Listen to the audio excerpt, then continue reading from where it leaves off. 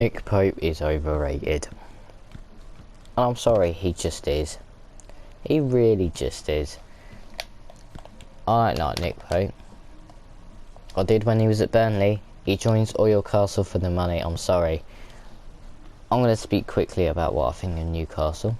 Sorry, Oil Castle. Oh, look at the Premier League table. Shut up. Mate, no one cares. Right. Oh, well, you're obsessed with Newcastle. Well, their fans need to stop being so obsessed with our fans. It's a joke. It's a joke, man. It's an absolute joke. Right, Newcastle fans need to shut up and realise one thing. You're only successful because your owners are from Saudi Arabia. Oh, what does that mean? Oh, well, cast your minds back to when Man City got bought by Sheikh Mansour from the UAE. Similar area and similar economic sort of, well, ability, I suppose. Very rich, oil money. Look what it's done to Man City. What do people think of Man City? That they're just good because of their oil money. And it is true. I don't think anyone can deny that. Difference is, they do have a decent manager in Pep Guardiola. Eddie Howe? How can that be?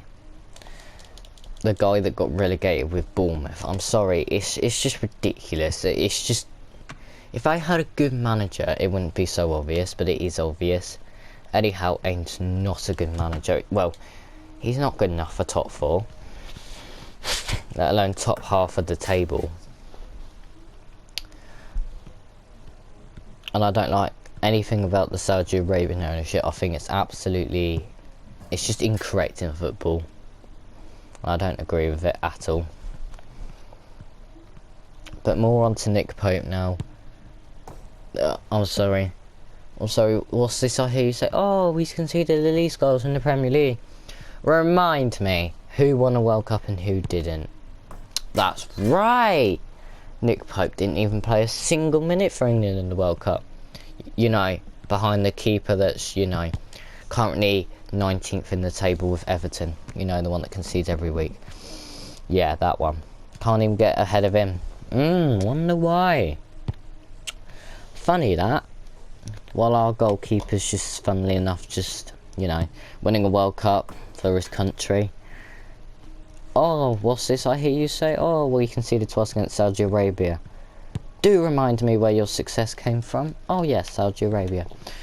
Sorry, do I need to say more? Okay, I will. Nick Pope is just a very, very lucky keeper. The bloke's 6'6". He's gonna save loads of stuff, isn't he? He's got experience.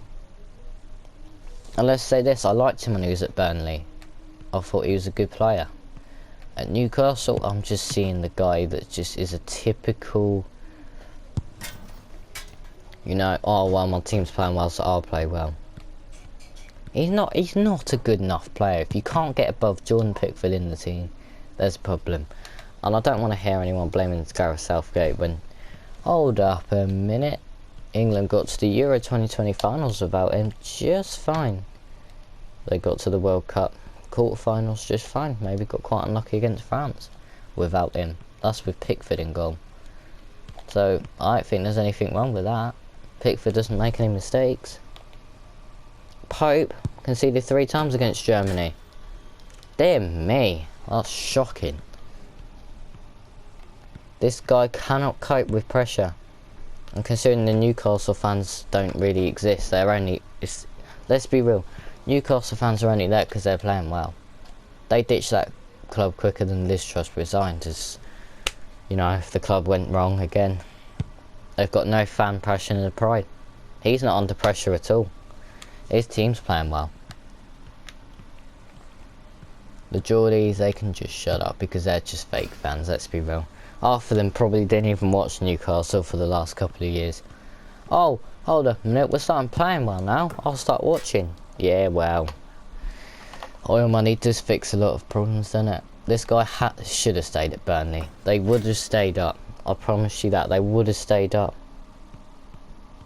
they really would have stayed up if they just kept their whole team together.